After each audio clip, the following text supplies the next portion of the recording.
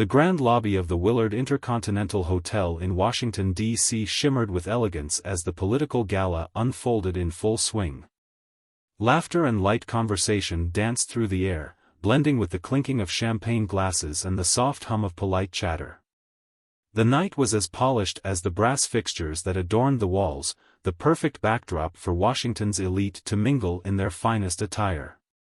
Karoline Leavitt, the youngest White House press secretary in history at the age of 27, moved gracefully through the crowd. Her sleek black dress clung to her frame, an armor of sorts against the scrutiny that always followed her wherever she went. She had grown accustomed to the heat of the spotlight, the sharp, unyielding gaze of those who wanted to judge her not for her work, but for the politics she represented. Most people saw the steely face of the Trump administration when they looked at her, a hardened spokesperson who could take the heat in a briefing room or on the world stage. Few, however, knew the girl who had spent countless hours at a small piano in New Hampshire, burying a passion she had once believed could never align with the political world she now inhabited. Karoline walked with purpose, her sharp eyes scanning the room, politely acknowledging the people around her while keeping her thoughts focused on the event. Yet her quiet composure would soon be shattered in the most unexpected way. The doors to the ballroom swung open, and a hush fell over the crowd. In strode Ethan Caldwell, a renowned pianist and darling of the liberal elite, whose arrogance preceded him like a cloak. His smug grin, the kind that could pierce through any conversation, caught Karoline's attention immediately. He was a man who thrived on superiority, someone who believed his place in the world was indisputable. The guests turned, their laughter fading as Ethan made his way to the grand piano in the corner of the lobby. The polished keys gleamed under the chandelier's glow, an instrument waiting to be played, but in the hands of Ethan, it would become something much more. His eyes locked with Karoline's, his smirk widening as he approached the piano, fully aware of the audience hanging on his every move. Can the press secretary play, or does she just pound keys for Trump? Ethan's voice rang out, his words cutting through the air like a blade. The crowd tensed. The liberal journalists scattered around the room couldn't suppress their laughter, phones already raised, capturing the moment as they prepared to pounce on whatever Karoline did next. Ethan, fueled by the knowledge of his own superiority, tilted his head and continued, his voice dripping with mockery.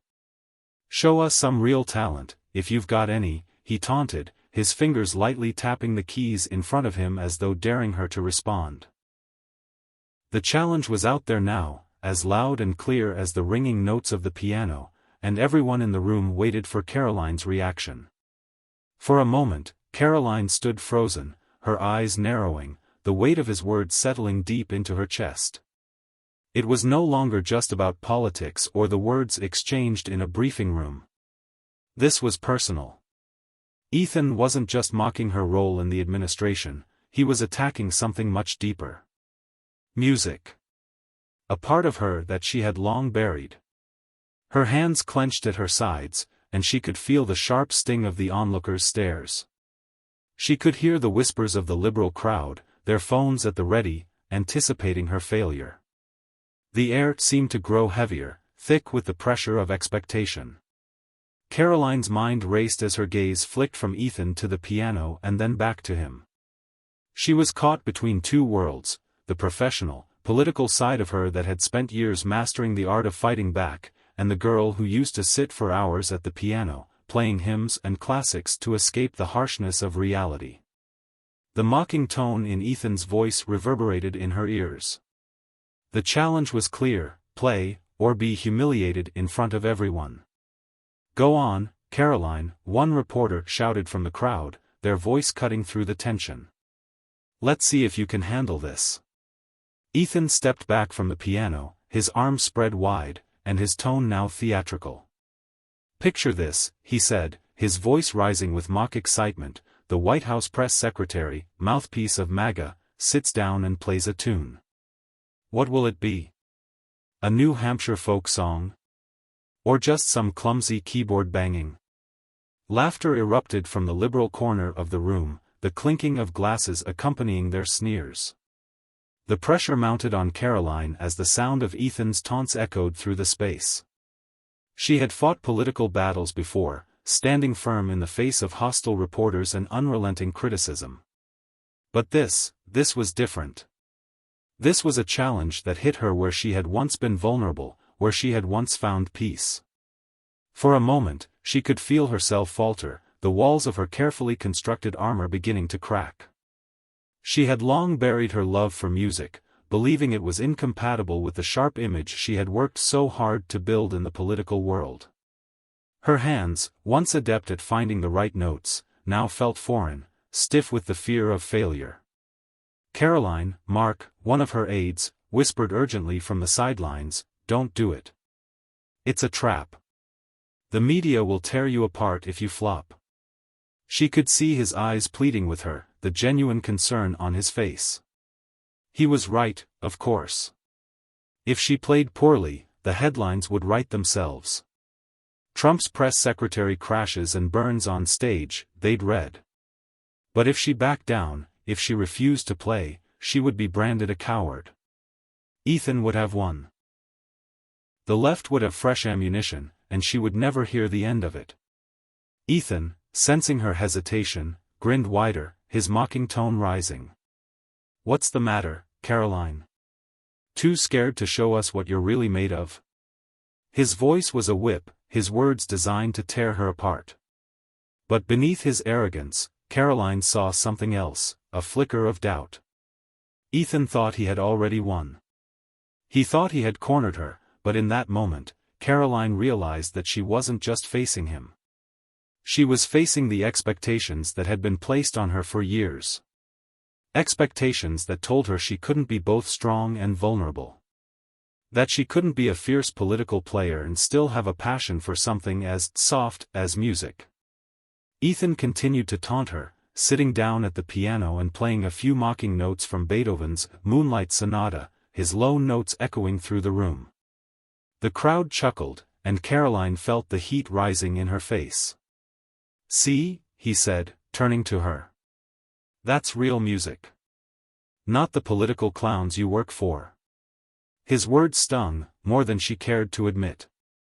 But they also sparked something deep inside of her. She wasn't going to let him turn her into a joke. Not tonight. Not in front of all these people. She had been underestimated her entire life, by her critics, by her opponents.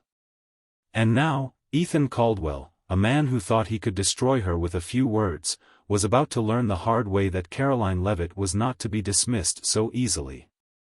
Taking a deep breath, she straightened her back and locked eyes with him. "Fine," she said, her voice low but clear, cutting through the noise. "Watch yourself." Ethan's smirk faltered, just slightly, as he turned back to the piano, now clearly unsure of how this would play out. The crowd was quiet now, all eyes trained on Karoline. She could feel the weight of their expectation, but she didn't back down. Slowly, she walked to the piano. Each step felt heavier than the last, but her resolve was firm. As she sat down, the polished black and white keys seemed to beckon her, as if they were calling her home. For a moment, Karoline hesitated, her hands hovering above the keys. The memories of her childhood, of hours spent at her church's worn piano, flooded her mind. The yellowed keys, the hymns, the notes she had once played to escape the harshness of life, it all came rushing back.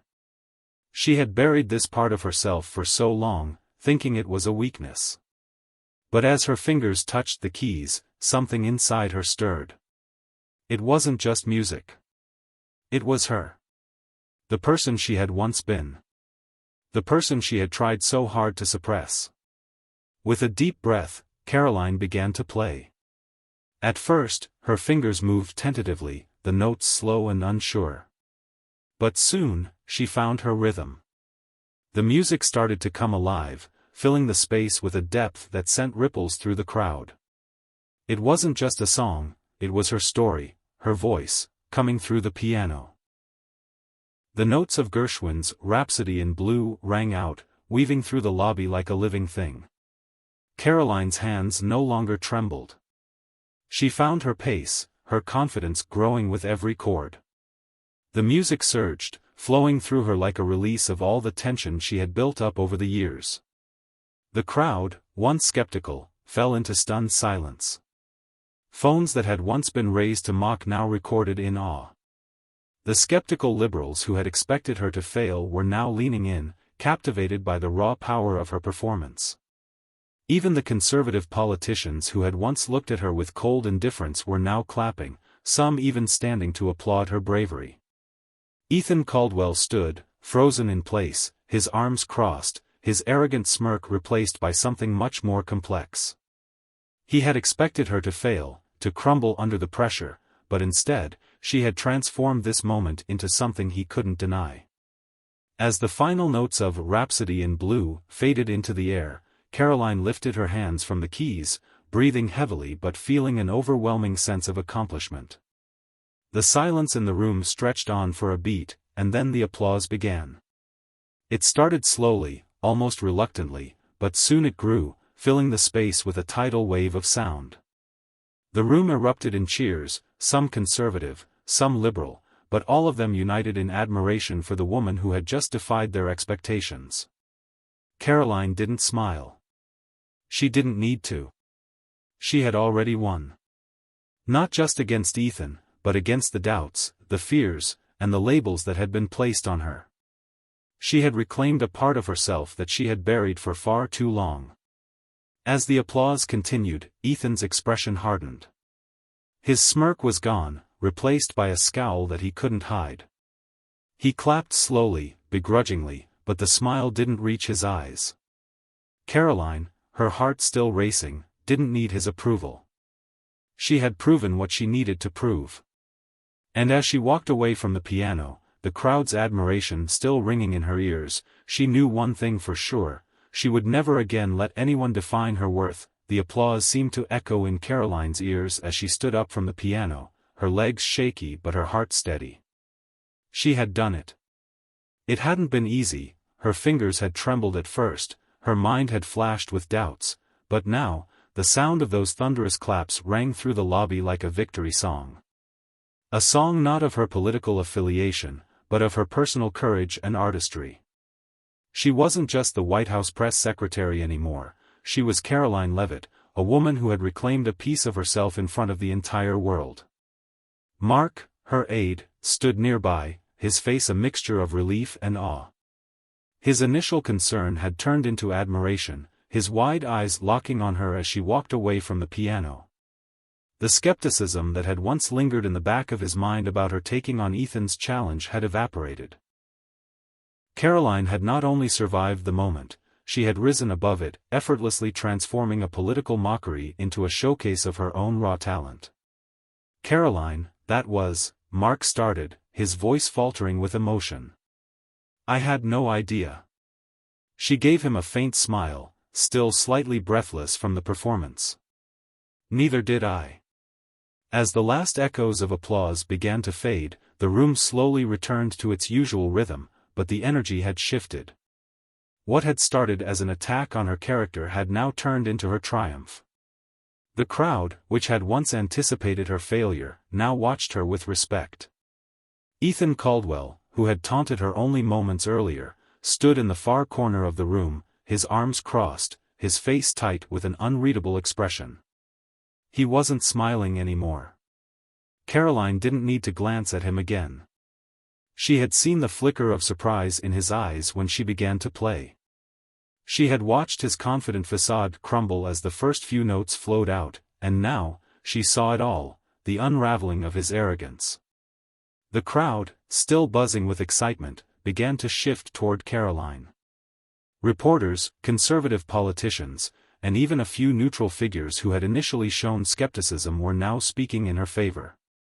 Their conversations, initially centered around mocking her and her association with Trump, had transformed into questions about her musical background. One reporter, his tone laced with genuine curiosity, approached Karoline. "Miss Leavitt," he began, holding up his microphone, "that was extraordinary. Where did you learn to play like that?" Karoline smiled faintly, aware of the magnitude of the moment. "I grew up in New Hampshire," she said simply. "Spent a lot of time at the piano when I was younger. My family didn't exactly see it as practical, though, she added, her voice soft but laced with a hint of nostalgia. Politics was always seen as the more reasonable path. But I never forgot what it felt like to play. The reporter nodded, his eyes wide with admiration. It seems like you haven't just stepped into the political spotlight. You've got depth. You proved that tonight. Karoline's smile deepened. I'm more than just the role I play in politics, she said, her voice steady. We all are. And sometimes, it's easy to forget that. She paused for a moment, her gaze sweeping over the room. Tonight, I didn't just remind you of who I am in my political life. I reminded myself too. As she spoke, the murmurs from the crowd softened, replaced by nods of acknowledgement. The moment, though fleeting, had created a lasting impact on those who had witnessed it. They hadn't just seen the White House press secretary, or a conservative politician, they had seen a woman reclaiming her space, not just in the political arena but in her own life. Karoline turned away from the reporter, making her way through the crowd, where more people were congratulating her. Some whispered in awe, others clapped her on the back. As she made her way past a group of conservative supporters, one older man beamed at her. That was a hell of a performance, he said with a wide grin. You've got more guts than most of the people in this room. Karoline nodded politely, though the words struck a chord deep inside her. She had done it. She had faced down the taunts, the pressure, and the doubts, not just of Ethan, but of herself, and she had come out victorious. But amidst the admiration, a small voice inside her still clung to one thought, Ethan. She needed to see him. To confront him, not just as a political opponent but as someone who had tried to tear her down. He had taunted her, mocked her, and pushed her into a corner, but she wasn't the same person he had underestimated. She had proven that, not just to him, but to herself. Across the room, Ethan stood by the bar, his gaze trained on the floor, his hands wrapped around a glass of whiskey. He was talking to a small group of friends, but his usual confidence had been replaced with something darker. Karoline took a deep breath and made her way toward him, weaving through the crowd with purpose. As she approached, she could see his stiff posture, the way his jaw clenched when he saw her coming. Ethan, Karoline said, her voice cutting through the noise of the room. He looked up, his eyes narrowing slightly. Karoline, he greeted her, his tone forced, though he tried to mask the unease he was feeling. Not bad out there, I'll give you that. You played better than I expected. Karoline's lips twitched into a smile, but there was no mockery in it. It wasn't about meeting your expectations, Ethan, she replied. It was about proving to myself that I didn't need to hide anymore. Not for you, not for anyone. Ethan's expression faltered for a split second, before he recovered, shrugging nonchalantly. Well, you certainly made your point. But let's not get carried away. You're still a mouthpiece for Trump and his agenda. Karoline's eyes met his, unwavering. I don't need to explain myself to you, Ethan. But let me make something clear, just because I work in politics doesn't mean I'm one-dimensional. You tried to make me a joke tonight, but the joke's on you. For a brief moment, Ethan seemed to want to argue, but the words caught in his throat. He had expected her to fail, to humiliate herself, and instead, she had taken control. What had begun as an arrogant taunt had turned into a public lesson, not just in politics but in humanity. Good luck with your next performance, Ethan, Karoline said coolly, turning on her heel and walking away. She didn't need to look back to know he was still standing there, stunned by the turn of events. She had won. Not just the applause of the crowd, but the silent victory of proving she was more than what anyone expected of her. Later that evening, as the gala wound down, Karoline found herself standing alone near the window, the city lights of Washington, D.C. twinkling below. She could still hear the soft echoes of Gershwin's Rhapsody in Blue in her mind, the notes playing in time with her heartbeat. For the first time in years, she felt a sense of peace. It wasn't just about the performance, or the media storm that would undoubtedly follow. It was about reclaiming herself, about finding a part of her that she had locked away for too long. She wasn't just a political figure. She was a person, with dreams, talents, and the courage to face challenges head-on, no matter how intimidating they might seem. As she walked out of the hotel and into the cool night air, her phone buzzed in her pocket. It was a message from her husband, Nicholas. "Guess what I just did," she typed back, smiling to herself. Then she added, "I just reminded the world who Karoline Leavitt really is." The night had been hers. And tomorrow, she would walk into the White House briefing room with a new sense of strength, not just as a spokesperson for Trump, but as a woman who had proven her worth to herself and to everyone who doubted her. And Ethan Caldwell?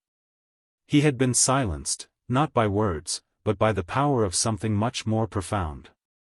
The sound of music, and the force of a woman reclaiming her own voice.